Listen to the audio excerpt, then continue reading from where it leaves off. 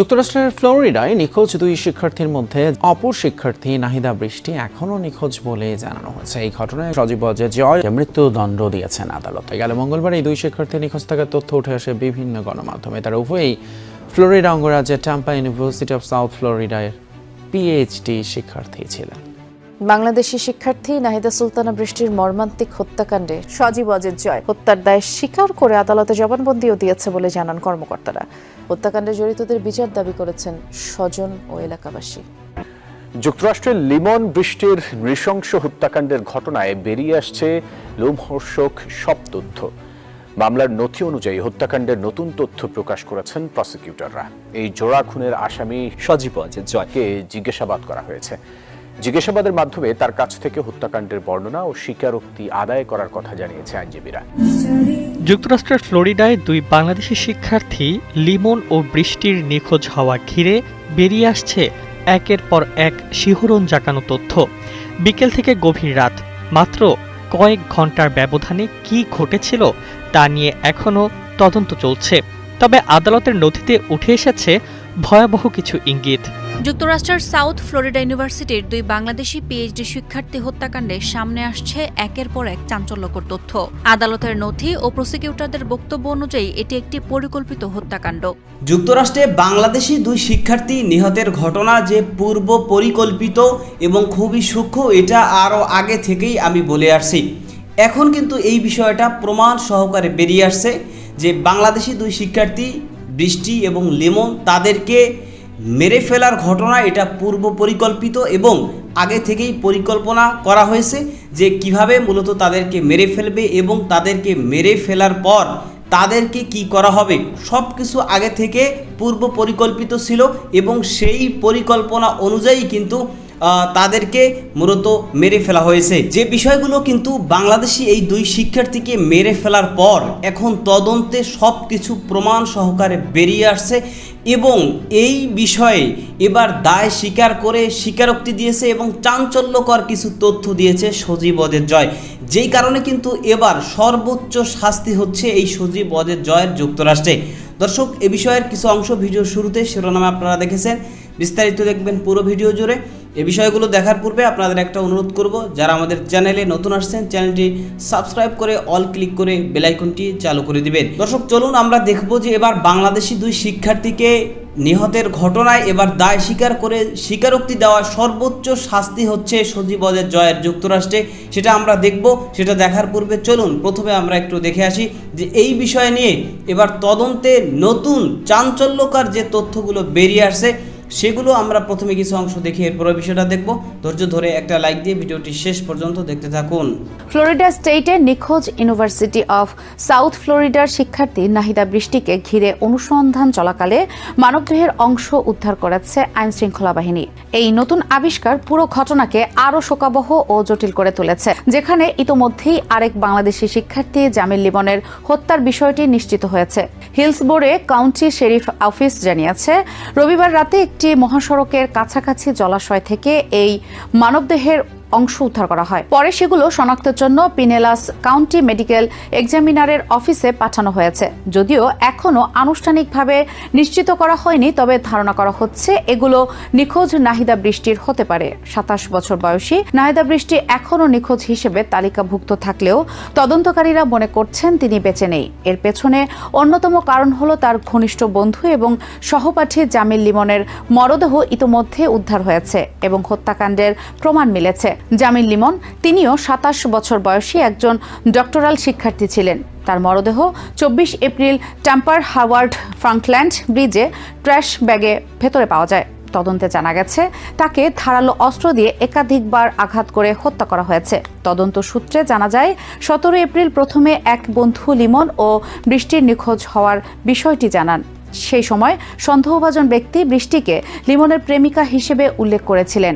এরপর শুরু হয় পুলিশের অনুসন্ধান, যা ধীরে ধীরে ভয়াবহ এক হত্যাকাণ্ডের চিত্র উন্মোচন করে। তদন্তকারীরা লিমনের বাসা থেকে বৃষ্টির ব্যক্তিগত জিনিসপত্র উদ্ধার করেন, যার মধ্যে ছিল তার ইউনিভার্সিটি আইডি এবং ক্রেডিট কার্ড।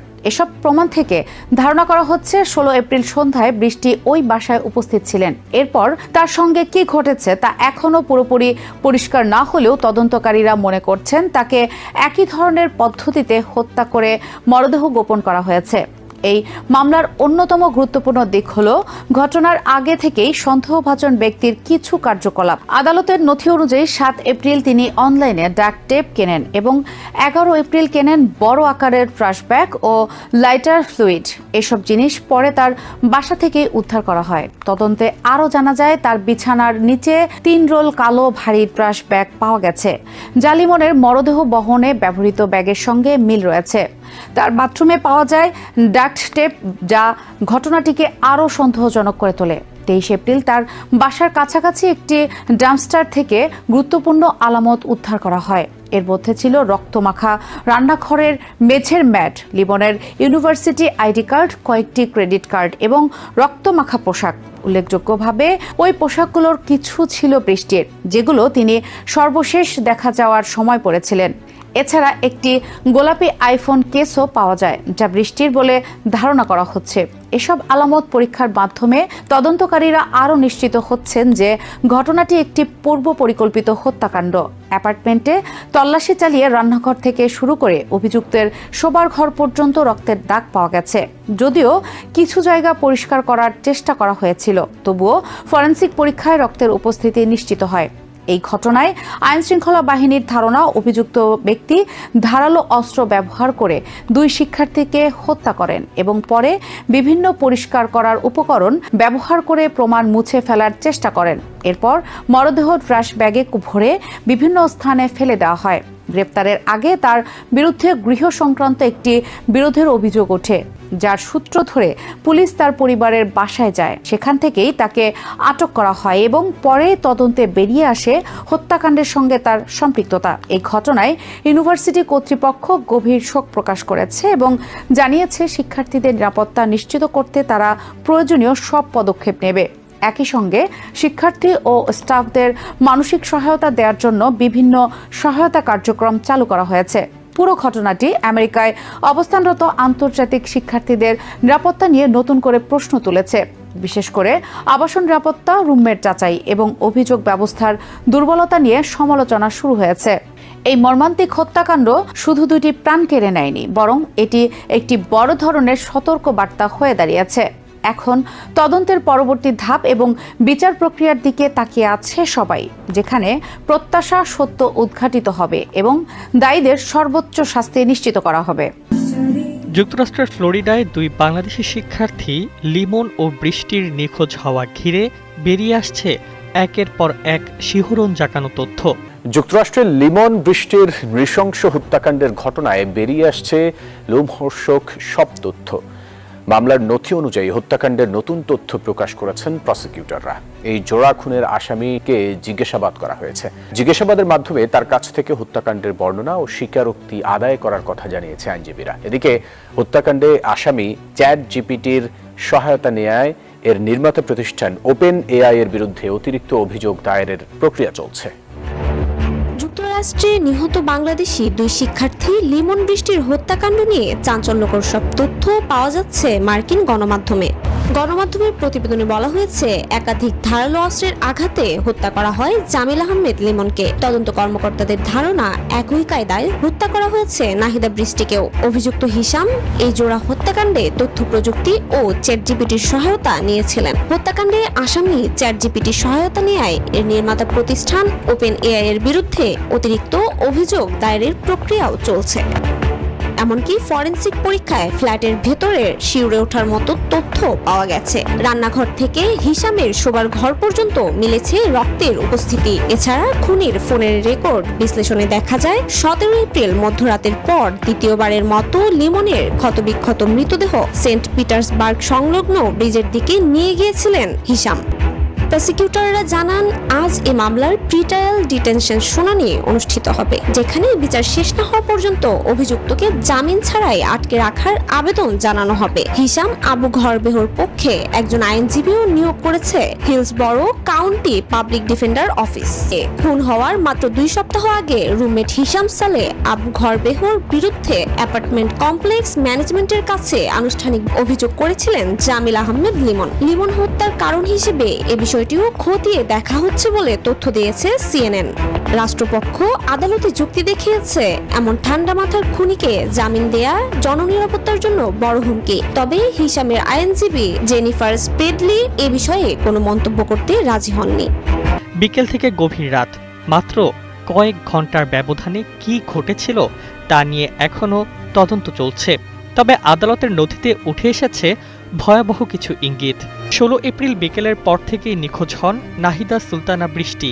ক্যাম্পাসের সিসিটিভিতে দেখা যায় তিনি ছাতা হাতে ভবন থেকে বেরিয়ে উত্তর দিকে হেঁটে যাচ্ছেন। এরপর আর তার কোনো খোঁজ পাওয়া যায়নি।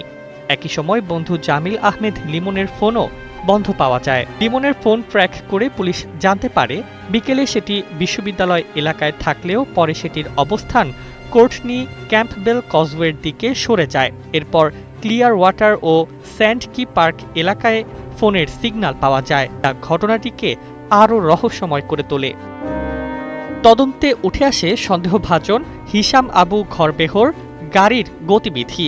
সিসিটিভি ও লাইসেন্স প্লেট রিডারের তথ্য বলছে তার গাড়িও একই সময়ে ওই পথগুলো ঘুরে গভীর রাতে টাম্পায় ফিরে আসে। প্রথমে তিনি বিষয়টি অস্বীকার করলেও পরে বলেন লিমন তাকে সেখানে নিয়ে যেতে বলেছিলেন। তবে তদন্তকারীরা যখন তার বাসা তল্লাশি করেন তখন পরিস্থিতি পুরোপুরি বদলে যায়। রান্নাঘর থেকে শোবার ঘর পর্যন্ত রক্তের দাগ, ফ্লোরম্যাট, কাপড়, জুতা সবকিছুতেই রক্তের চিহ্ন পাওয়া যায়। এমনকি ট্র্যাশ কম্প্যাক্টর থেকে উদ্ধার করা হয় লিমনের মানিব্যাগ, চশমা এবং বৃষ্টির আইফোন কেস। আরও ভয়ঙ্কর তথ্য হলো ঘটনার পরপরই ফ্ল্যাট পরিষ্কারের চেষ্টা করা হয়েছিল।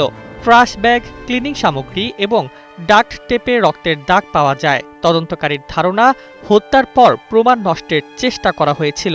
সবচেয়ে চাঞ্চল্যকর বিষয়, ঘটনার আগেই সন্দেহভাজন ব্যক্তি অনলাইনে মানুষকে কিভাবে ডাস্টবিনে ফেলা যায় এবং নিখোঁজ ব্যক্তির সংজ্ঞা নিয়ে খোঁজ করেছিলেন। সব মিলিয়ে বিকেল থেকে রাত এই কয়েক ঘন্টায় ঘটে যাওয়া ঘটনাগুলো এখনও পুরোপুরি স্পষ্ট না হলেও তদন্তকারীদের ধারণা এটি ছিল পরিকল্পিত অপরাধ। বাংলাদেশি যে 2 শিক্ষার্থী লিমন এবং বৃষ্টি, তারা বাংলাদেশে থেকে যুক্তরাষ্ট্রে তারা উচ্চশিক্ষায় শিক্ষিত হওয়ার জন্য সেখানে গিয়েছিল এবং সেখানে গিয়ে তারা তাদের যে স্বপ্ন সেই স্বপ্ন বাস্তবায়ন করে তারা পুনরায় দেশে ফিরে আসার যে স্বপ্ন তারা দেখেছিল সেই স্বপ্ন ধূলিসাৎ হয়ে গেল। তাদেরকে এতটাই নির্মমভাবে এবং সূক্ষ্ম ও পরিকল্পনা করে দুনিয়া থেকে শেষ করে দেওয়া হয়েছে যে আগে থেকেই পরিকল্পনা করা হয়েছিল যে কিভাবে মূলত এই 2 শিক্ষার্থীকে দুনিয়া থেকে শেষ করে দিবে এবং তাদেরকে দুনিয়া থেকে শেষ করে দেওয়ার পর কি করা হবে, কিভাবে করা হবে, সমস্ত পরিকল্পনা প্ল্যান আগে থেকে খুব সূক্ষ্মভাবে তৈরি করা হয়েছে এবং সেই পরিকল্পনা অনুযায়ী কিন্তু তাদেরকে দুনিয়া থেকে শেষ করে দেওয়া হয়েছে। কিন্তু এখন এই বাংলাদেশি 2 শিক্ষার্থীকে মেরে ফেলার পর এখন আইনশৃঙ্খলা রক্ষাকারী বাহিনীর তদন্তের মাধ্যমে এবং রিমান্ডের মাধ্যমে এই বিষয়ে এখন চাঞ্চল্যকর তথ্য বেরিয়ে আসছে যে এই বাংলাদেশি 2 শিক্ষার্থীকে যে দুনিয়া থেকে শেষ করে দেওয়া হয়েছে এর মূল রহস্যটা কি, তার সাথে কোথায় দ্বন্দ্ব, কিসের দ্বন্দ্ব, কী উদ্দেশ্যে মূলত তাদেরকে দুনিয়া থেকে শেষ করে দিয়েছে এবং তাদেরকে কিভাবে মূলত এই পরিকল্পনা করে দুনিয়া থেকে নিঃশেষ করে দেওয়া হয়েছে। অথচ এটা আমরা কখনো কল্পনাও করতে পারিনি যে এরকমভাবে বাংলাদেশি শিক্ষার্থীদেরকে এরকমভাবে পরিকল্পনা করে প্ল্যান করে এরপরে দুনিয়া থেকে নিঃশেষ করে দেওয়া হবে। তারা তো বাংলাদেশ থেকে যুক্তরাষ্ট্রে পড়ালেখার উদ্দেশ্যে গিয়েছিল, শিক্ষা অর্জনের উদ্দেশ্যে গিয়েছিল। তারা সেই দেশে যুক্তরাষ্ট্রে কোনো জঙ্গি তৎপরতা করতে যায়নি, তারা সেখানে কোনো খুব খারাপ কোনো কিছু করতে যায়নি, কোনো অন্যায় কিছু করতে যায়নি, সেই দেশের বিরুদ্ধে কোনো কাজ করতে যায়নি। তারা সেখানে গিয়েছিল পড়াশোনা করতে। তো পড়ালেখা করতে গিয়ে আজকে তাদেরকে বাংলাদেশে তাদের লাশ হয়ে ফিরে আসতে হচ্ছে। তাদের যে স্বপ্ন, সেই স্বপ্ন বাস্তবায়ন হলো না। সুতরাং এই ঘটনার সাথে যারা জড়িত তাদেরকে সর্বোচ্চ শাস্তি প্রদানের দাবি জানাচ্ছি। এই বিষয়ে আপনারা মতামত কি সেটা কমেন্ট সেকশনে জানাতে পারেন। ভালো থাকবেন, সুস্থ থাকবেন, দেখা হবে নতুন কোনো ভিডিওতে, কথা হবে নতুন কোনো বিষয়। আজকে পর্যন্তই। আসসালামু আলাইকুম ওয়া রাহমাতুল্লাহ।